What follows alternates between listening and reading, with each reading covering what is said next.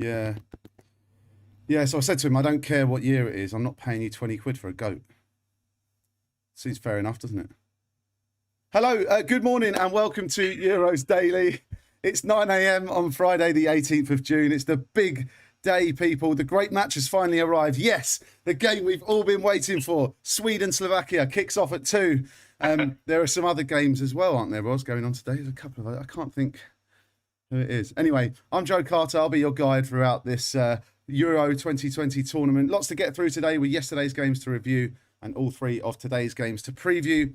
We've got our Man of the Match Day and Dick of the Day awards and Roz's fastly becoming iconic Stat of the Day award. All of that to come here on Euros Daily. Comment, like, subscribe, allow notifications and share this video. Now, take a breath. If you asked me to find the most Scottish person on the planet, who do you think I'd come back with? Ali McCoist? Sir Alex Ferguson? William Wallace? St Andrew? No, of course. I brought you the most Scottish person I could find. He bleeds blue. It is, of course, the one and only England shirt wearing Scottish man, Roz. Good morning, Roz. How are you today? I'm more Scottish than Mel fucking Gibson. I'm alright. I'm confused. I don't know what to do. I just spent 70 quid on this shirt. and I've been like working out all week whether I should wear it or not, and I don't know what to do because I want Scotland to win. Right. Okay. If you're watching, I don't want England to lose, but if you're watching and you're in the comments, let us know who should Roz support later on today. His loyalties are 50-50 tied between England and Scotland. Get in the comments. You know, I'm like Joe. I'm as confused as the marketing strategist for Coca-Cola. They're having a think tank, and he thought, you know what, we're going to pump all of this money into putting our little bottles of Coke into those little interviews for all these like world-class football players. You watch our stock shares, they'll go through the roof. Through the roof. Went well. Yeah. There was another one to add to the list, wasn't there? Obviously, Ronaldo, Paul Pogba, and who did it yesterday? Locatelli, yes, for Italy. Yeah. Putting himself there in amongst the big boys. I wonder. I think it was like more of a sort of raising the profile for him kind of thing. He saw the opportunity. And, you know, he saw these kind of well thought of players, and he thought, well, you know, I've just bagged a brace. First brace of my career. Let's raise the profile. Let's raise the profile. Mus is in the comments already. Mus, we miss you, bro. You're on holidays. He's probably watching us from a rainy beach somewhere in southwest England. Mus, 70 quid for a shirt. That'll get you 3.5 goats. Or 3 goats and a half, he says. Tom says, for a greatest of all time or an actual goat? Sorry, you guys were party to that little conversation that Roz and I were having. The live stream kind of started a bit earlier than it should have. You know, it just happens. Mus also saying, I can't wait for Sweden versus Slovakia. Apparently, someone in the comments saying McGinn came into his press conference and asked where the Coke was. There you go. Right, okay. Let's get on with the show. Just imagine if Jamie Vardy was in the England squad. Oh, wow. Mate, the comments are blowing up this morning. Someone's just sending loads of random emoji. Someone else says, country of birth. 70 quid on an England shirt. No way would a tight Scotsman pay for that shirt. Certainly an England fan. That's a little... I mean, it's well thought of to support 2 teams, isn't it? Is it? You know, there's nothing against... No one has anything against that, do they? Oh. Well, do you remember in Euro 2016 when England got... Oh, was it the World Cup? When England got knocked out and Wales got through? Yeah. The Wales fans celebrating... The Wales players celebrating England getting knocked out. I think there's become a bit of a rivalry between the home nations since then. I think it's a thing where, like, I think sort of football tribalism is sort of like the closer they are to you, the more you hate them. Kind of works in reverse, doesn't it? So England, we sort of, for various stupid political reasons, have something against the Argentinians, don't like the Germans because they always beat us, don't like the French, they're a bit closer. And then it's the home nations, and then it's the North and South divide. But the people we hate most are the people on our doorstep, you know, Charlton fans, Palace fans, Liverpool fans, all that. And so the further out you get, the more you kind of... Yeah. Is that why sort of Man United fans kind of have friends everywhere? Because except for Manchester, because there's none in Manchester. Anyway, right, we should really get on with the show. We spent the first sort of 6 minutes talking utter trash, if I'm honest. Let's talk some football. It's only meant to be a 20-minute podcast, and we've got 6 matches to get through. Right, okay, here we go. Super quick, then. Let's go. Ukraine versus North Macedonia turned out to be a belter of a game, didn't it, Roz? Cracking game. And Mus was sort of predicting a tighter affair than I was. Ukraine should have been 6-0 up. Let's not, you know, like when North Macedonia got that penalty, Pandev, definite penalty, by the way, got brought down just by the post. Alioski almost screwed it up, but managed to knock it in. It actually sort of, North Macedonia had more life than everyone, I think, thought they would have. Ukraine looked really sharp. They did. Say that. Yarmolenko impressed. Zinchenko impressed. The third Ukrainian player that I know impressed. They're all sort of God. players, aren't they? And actually, that who's the big striker? Yaremchuk. For Ukraine? Yaremchuk, Yaremchuk up top. Yeah. He's a player, Jeff. He is a player, Jeff. He is absolutely a player. Ukraine, like you say, looking sharp against Macedonia, though. Ukraine just also runs in this group as well, although Denmark now have lost 2. Sorry, that's a different group. Who do you see? Netherlands have qualified from this group, and Macedonia are out.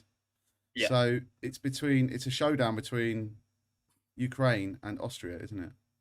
Yeah, and I thought Austria looked pretty poor yesterday, to be honest. Sabitzer impressed.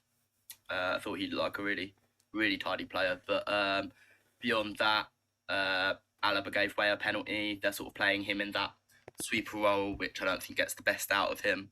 Ukraine, on the other hand, got that win onto their belts, and also had pretty decent showing against the Netherlands. Sort of looked like they were down and out, brought it back to equalise. Arguably unlucky to lose. Yeah. I think that'll go Ukraine's way. Austria haven't really impressed me at all since frustrating England in that pointless friendly. So. Yes. Okay. And on to Austria then. And like you said, Alaba pulling down Depay for the pen. Depay putting the pen away. Thankfully, some points for my fantasy team. Denzel Dumfries, the steam train. He's smashed it again. Hey, where does he come from? He comes out of nowhere, bolts it down that right-hand side, slides away the goal. Great setup from the youngster, Daniel Malin. If you like playing your computer games, if you like Pro Evolution Soccer, then Daniel Malin is a good signing for you. You can get him on the cheap now, quickly, before his value goes up after this tournament. Because you know that I've got him in my AC Milan team, don't you? Mate, yeah. Your team looks good. But you still haven't bought Okereke. Like, what's going on? Shocking, mate. All these, he's turning into one of those Football Manager fans. I've got a story. Hello to Lewis in the comments, by the way. Hello to Lewis 123610 says hello. Nice. I'm sorry to interrupt you. I just like to say hello when someone new joins the stream. Yeah, absolutely. Welcome. Talking of Dumfries, my brother's girlfriend, who she'll admit, I'm sure, doesn't really watch a lot of football, but she made a fantasy team for the Euros, right? And according to my brother, her first 2 points of sort of picking players, had she heard of them? And then when she ran out of players that she'd heard of, did she like their names? Guess who she captained this week? No way. Only Denzel Dumfries, and he's only bagged her 28 points. What? Wow. There's no justice in the world. No justice in the world. She must be. What's her name? Shocking. Huh? What's her name? Her name is Rachel. Rachel, congratulations. You are the only person who captained Denzel Dumfries this week in the whole of Europe. Well done. In the whole of Europe, yeah. You've won fantasy football. So well done. Okay. let's briefly move on then to Denmark, Belgium. And there was a really touching moment in this game, 10 minutes into the game, in honour of Christian Eriksen. The play stopped and everyone gave a minute's applause. Beautiful, beautiful thing to see in football. You know, this was a bigger thing than football, and Eriksen could probably hear it from his hospital bed, which is just outside the stadium. So a really beautiful thing. Amazing atmosphere. Denmark came out pumped up, didn't they? 2 minutes in, Yusuf Poulsen, a cracking finish. Jason Denayer looked at all ends up, didn't he? He was all over the shop. But he gradually settled into the game, and Belgium turned over. And then they brought on the superhero, super sub. KDB came on, and just it was a De Bruyne masterclass, unfortunately. And you know, everyone was sort of backing the Danes in this situation that they're in, and Belgium just kind of came and they were like, nope, we have to win the game. Just I thought there were really touching moments. There was the national anthem. One of those national anthems where you just go, I'm Danish. But today I'm Danish. They brought out the big shirt, Eriksen, the number 10 at the back. There was what you mentioned, which was stopping the game in the 10th minute. Also thought De Bruyne's celebration when he bagged the winner was quite classy. But yeah, Denmark looked pumped. I think everyone, like I said, was supporting Denmark. But yeah, Belgium just have so much quality. It says something when you can actually bring on Axel Witsel and Kevin De Bruyne. Oh, and one other sub they brought on, Eden Hazard. Just a little. Oh right, yeah. just on the cash. Love yeah. It. No, like, heartbreaking. But Denmark should be proud of themselves. Don't want to patronise, but I thought they put on a really decent account, good tribute to Christian Eriksen in that game. Yeah. Okay. Good stuff. Let's move on. Sorry, just one more thing. This actually has my dick of the day and man of the match. So. Oh, okay. Yeah, I was just going to say, let's move on to our man of the match day, dick of the day. Man of the match day can't go any further than Kevin De Bruyne, playing the pantomime villain, just coming on and go, should we win? Let's win. Unbelievable finish for the second goal, and lovely little dummy first as well. That assist was a beauty. Best midfielder in the world. I don't think many could argue. Dick of the day, I'm going to try and pronounce his name. Bjorn Kuipers. Bjorn Kuipers. He's Dutch. Bjorn Kuipers. Yeah. Kuipers, is it? Dutch, yeah, Dutch ref. Yeah. So okay, if a player blatantly dives, fine, you give the dive. But in the current circumstances, when the entire globe is supporting Denmark, give the penalty. Don't be a heartless bastard. Just give the penalty to Denmark, right? And then they could have won the game. And then he said he gave the dive. It was a blatant dive, but you know, where's the romance? Where's the justice? You know, just Roz, playing by the rules. Football isn't about romance, unfortunately. It's a meritocracy. And if you ask UEFA, it's about selling tickets. Anyway, right, let's move on to today's games. First up at 2:00, the big one, Sweden, Slovakia. Roz, we're going to take a very quick look at these games because there's one game we want to spend a lot of time on, obviously. So, Sweden, Slovakia, I just want your predictions here. Yeah, just give us a score and man of the match. Okay. Although Slovakia did impress, I'm still going for Sweden because I know more of their players, and I'm going to go for Alexander Isak. Okay, interesting. And that would kind of put Sweden in a good position to go through in the group. Slovakia obviously beating Poland on match day 1. Okay, on to our next game then. I mean, should I give a prediction? Yeah, go on. I should give a prediction, shouldn't I? I think Slovakia. I'm just playing with myself, and no one wants to see that. Okay.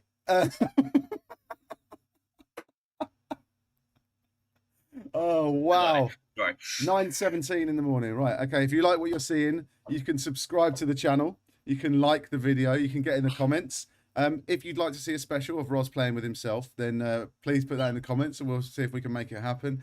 Tell your friends about it. I mean, why wouldn't you? This is comedy gold this morning. So highbrow. So highbrow, mate.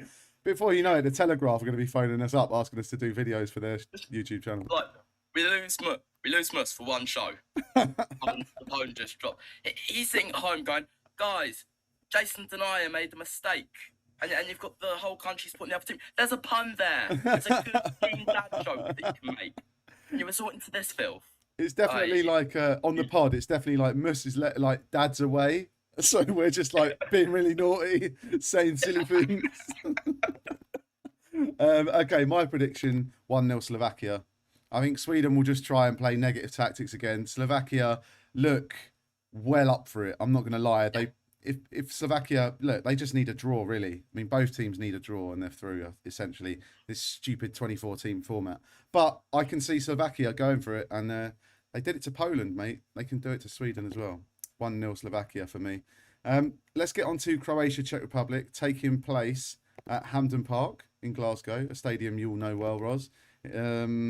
Croatia, Czech Republic, yeah, it's a funny one, this, isn't it? Czech Republic, obviously...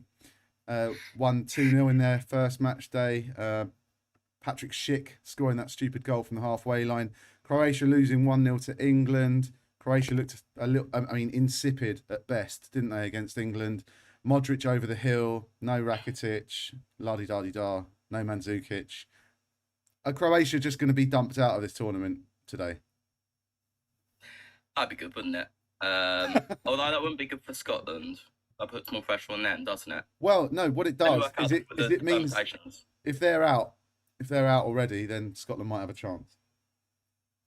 Oh, that's a shout. If they go out now, then they'll have nothing to play for, and then Scotland, will take them on hand. But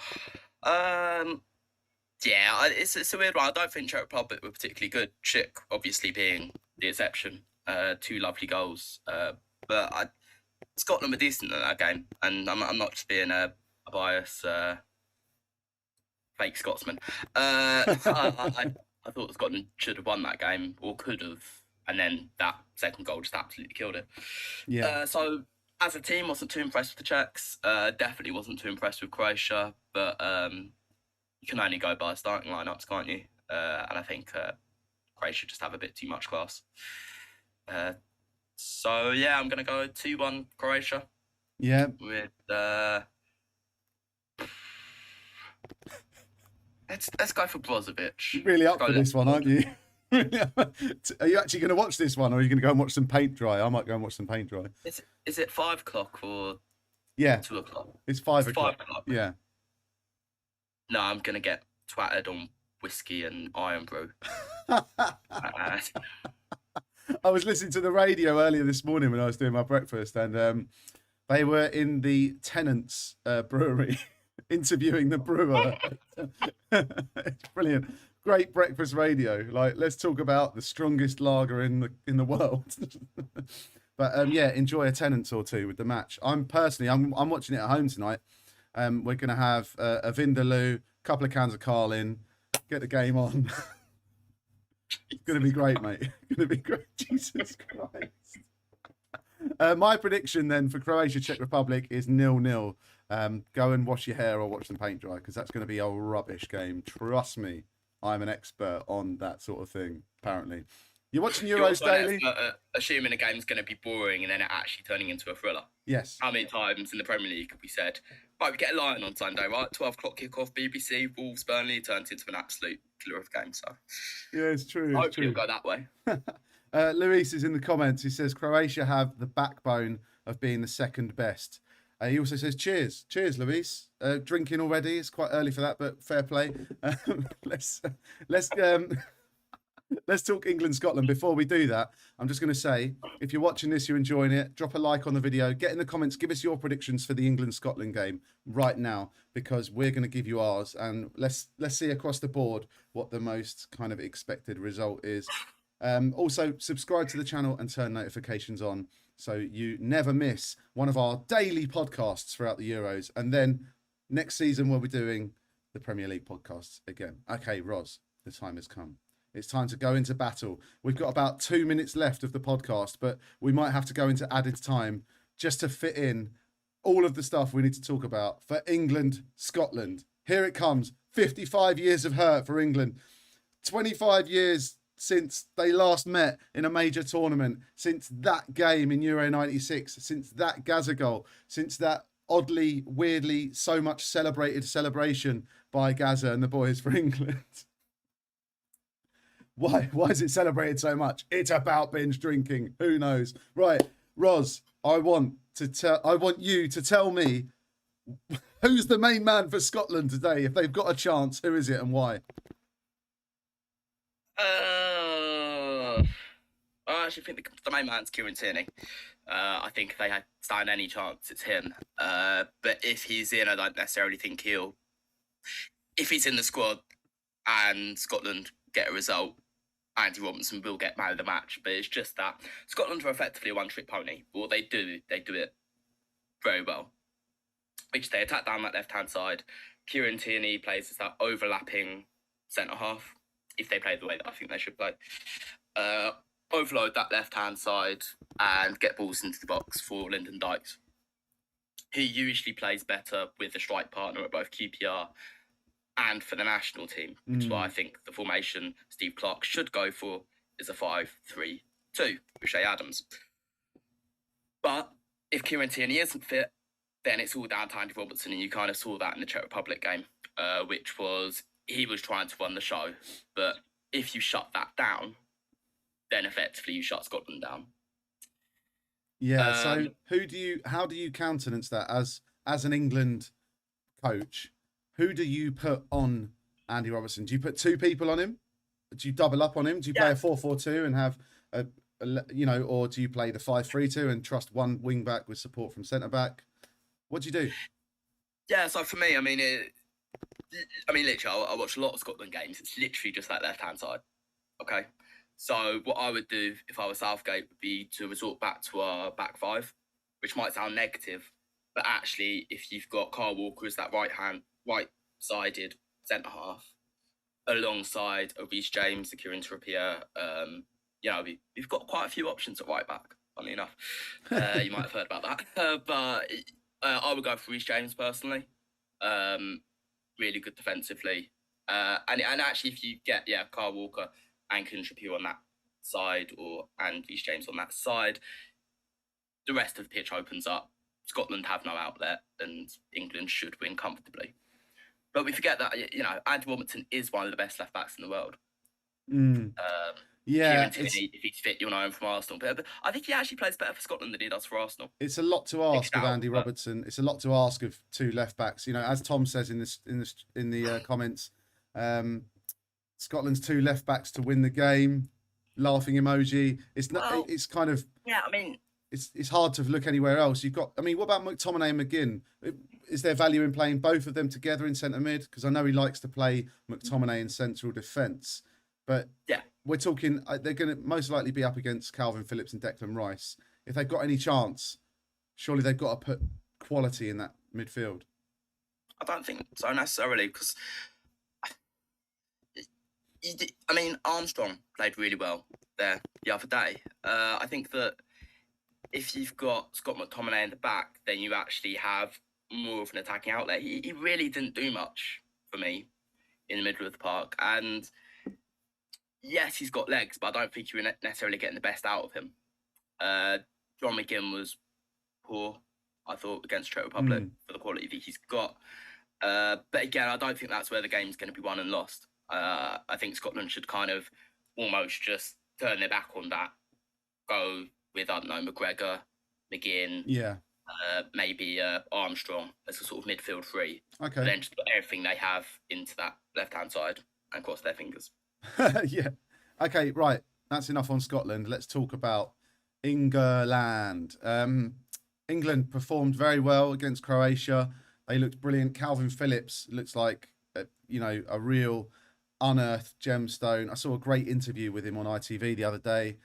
Seems like a very humble, down-to-earth bloke. And do you know what is a real characteristic of this England team? And it's something that you've brought up on many occasions, Roz, both in kind of our WhatsApp chats and also on the Premier League pod, is that we've got a young squad that seems to be level-headed and very kind of media-friendly. They know what they're doing. They know what they're saying. And they're just nice guys. But the caveat to that is, Jose Mourinho would say, nice guys, they don't win trophies. Yeah, which is why he went after Granit Xhaka for Roma. Yep. Yeah. But no, so there were 2 Calvin Phillips interviews. There was another one with the BBC last night where they spent a bit of time with him. What a lovely guy, I have to say. Like, pains me to say that. Hate Leeds, but the bloke had a blinder of a game. But yeah, you're right. They're all kind of level-headed. A lot of them have kind of grown up together, come through the same sort of youth rankings. We know that Chilwell, Mount, who's the other one? There are like 3 or 4 that are all in like the same WhatsApp group and have been for a while. Chelsea and West Ham players. But there just seems to be that kind of connection. Phil Foden's another one. Seems really down to earth considering his ridiculous talent. Yeah. And they're just a really likeable side. If you go back to our golden generation, the ones that have proven to be sort of likeable, good, people you'd have a drink with, they've all been kind of done for pretty sketchy stuff. Carragher spat in someone's face. Gerrard decked someone in a pub. Got ties with the Scouse Mafia. Yeah. Lampard a twat. Got those emails leaked where he was complaining, like whining about his knighthood. Like, they're not like Wayne Rooney, shags grannies, like has affairs and stuff. Like, compare that to Marcus Rashford. He's got an MBE. Yeah, and Raheem Sterling. Like, just what a good bloke. And Raheem Sterling as well. They've come from the sort of estates, rags to riches. Their riches are far more than the riches of 20 years ago. But it doesn't seem to have gone to their heads. They just seem like really, really level-headed, good blokes. Is it kind of, it was a transition, I guess, wasn't it? And let's not stick on this point too much. We need to talk about the game. But it's kind of wanting to explore this discussion a bit more. It's kind of a transition, isn't it? From when all of the money was injected into the Premier League early on, you had these players who weren't kind of media trained or trained in how to manage their money, their wealth. They got all this money and then they didn't know what to do. Whereas these days, they taught from a young age. It's part of their curriculum within football is to learn how to manage money. What happens if it goes wrong and you don't get into football? What happens if you get a big injury? How to be with the media and all this sort of stuff. Yeah, I mean, 2 really good points there. I think the other side of it is actually that parents are a lot more aware of actually the dangers and how sort of it can go downhill. So there's a story of Trent Alexander-Arnold's mum not letting him move out. Yeah. Got all the money in the world to buy his own house. Like, no, not trusting you until you're ready, which is lovely. But then there's, what was the other point I was going to make? It was a really good one. Look, Roz, if you remember it, come back to me. But I'm just going to say, Luis is in the comments, says, England have too many great stars to be worried about the 2 left-back stars of Scotland. That's true. Tom says, Rice, Grealish, Chilwell, Mount, James and McGinn are all in the same WhatsApp group, to answer your one from earlier. There we go. Mus says, not to mention John Terry, I guess when you were talking about those England players of yesteryear. It's like the sort of the centre of, the sort of rings of hell kind of thing. Like John Terry, don't even need to mention him. He's such a twat. Yeah. But yeah, no, I mean, on the 2 left-backs thing, I think Harry Kane didn't have a great game. I think everyone else had a good game. There was one player I thought had a really dreadful game,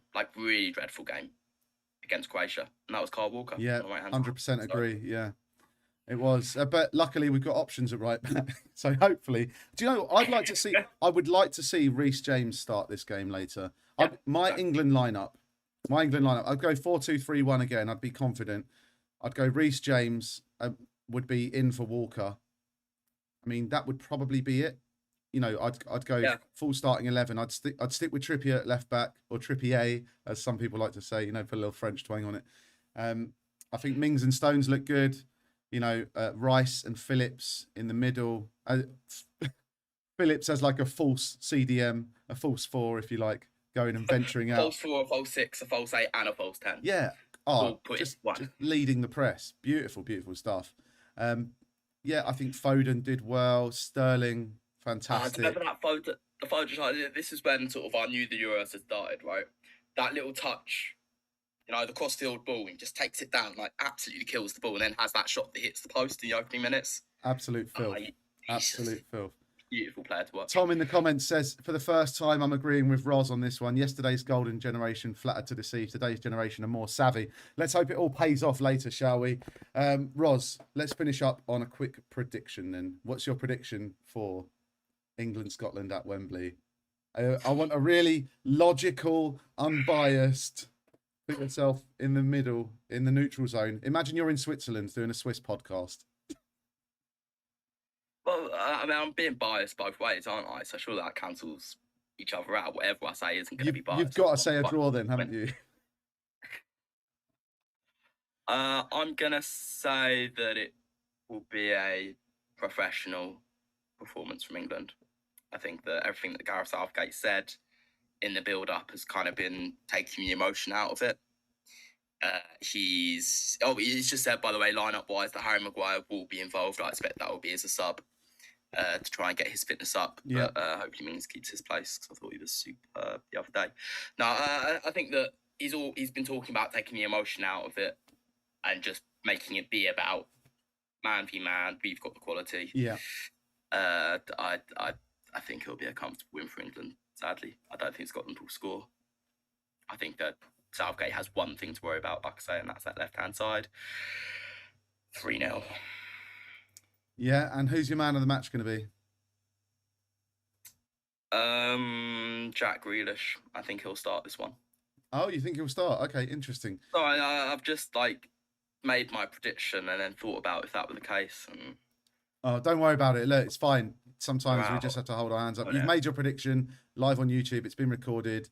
Millions of people around the world are going to see it. And then hopefully, we'll get some uplift from it. Tomorrow's pod will be, when Scotland win 3-0, tomorrow's pod will be like, oh my God, there's so many people in the stream. I can't count all the comments. Yeah, it will be a beautiful thing. Except then we'll be having to talk about England's defensive frailties. Yeah. Oh, don't. Right. Okay. I'm gonna win and it's lose. I'm gonna go. I think Scotland will score. Today. I reckon. I reckon also though that kind of erring on the side of you, professional performance from England. 3-1, 4-1. Let's go 3-1. I think Harry Kane honestly will make mincemeat of Scotland's defence, unfortunately. So I'm going to say 3-1 Harry Kane. To finish up, I'll give the Scots even less hope with my stat of today. Just really kind of boring teacher one. Which is I went back 50 years and counted up all of the England-Scotland results. Because it's one of those rivalries that's kind of built up as a rivalry every time. But no one really, everyone knows the Scots kind of hate the English more than the English hate the Scots. And I was expecting it to be a lot closer. Being a derby, I was expecting the last 50 years to be quite even. They, of course, snatched a draw. We snatched a draw. The last time was at Hampden. In the last 27 games, there have been 3 draws, 6 Scotland victories, 18 English victories, which means England have a win percentage of 67%, which is not looking good for the Scots. In the last 10, there have been 2 draws, 1 Scottish win in the last 10, and 7 England victories. There you go. That's a pretty damning start for Scotland fans. Sorry, Scotland fans, if you're watching. Time for one quick last question from Luis. What do you guys think about Rio Ferdinand talking to Rashford about the burnout? So advising him about tournament burnout, to speak to Michael Owen. I mean, it's good, solid advice, isn't it, from Rio Ferdinand? Rashford said he's had a troubled season with injuries. He's had a lot of stuff to deal with off the field. I think he just needs to be managed by Southgate, doesn't it? Yeah, I think there were lots of things. I think I've said this before, but there were lots of things that kind of contributed to Marcus Rashford burning out. First of all, I think he only actually looked absolutely shot to bits in the last 3 or 4 games of the season. Before that, of course, Pogba was doing much better because he was brought in on Marcus Rashford's favourite position on the left flank, which meant Marcus Rashford was shifted out to the right, and I think he's terrible on the right. You don't get the best out of him. He can't cut inside. He's not the best crosser of the ball. It just doesn't work for me. I think in terms of all the on-the-field stuff that he was doing, off-the-field stuff that he was doing, when he actually made that big, the hardest he was pushing, when he was actually having phone calls to the Prime Minister, he was scoring winners in Paris. And he was, did he bag a hat-trick in the Champions League, I think, the day after he had a conversation with Boris Johnson. So I think the media have kind of spun it to be he's just on a downward cycle. But also, it's always worth bearing in mind that England effectively burnt out last tournament. you know. And this is what I think teams like Spain, teams like France are bearing in mind, is that if you blitz a team 5 or 6-0 and you give them everything in that first game, then actually that gives the other managers a chance to kind of suss you out, but also your players are going to burn out. Yeah. Okay. So yeah, I mean, it's good. It's always good advice. Usually the teams that win tournaments don't really get going until the knockout stages. Yeah. Portugal famously won the last one. They drew their first 3 games. It's nice to have that family atmosphere around the England camp as well. To the fact that like someone like Rio Ferdinand feels that's okay to do, and you know, have that family kind of atmosphere. Anyway, look, we have got to wrap it up. Luis, thanks for your question. Brilliant question. Roz, fantastic answer as usual. Fantastic human being. Wonderful, wonderful person. Fantastic human being. Great to have on the pod. Guys, remember, like the video, subscribe to the channel, allow notifications, and we'll see you tomorrow morning, bright and early, 9 a.m. I think we might be a little bit hungover. It could be interesting. We might be 5 minutes late or something, but it's going to be a good one. Guys, enjoy the football today. It's been a pleasure to have your company on the stream, everyone who's been in. And Roz, good luck, mate. I'll see you later for the footy. Ja, man, jag ska the thing, jag ska Also, 20 quid for a goat.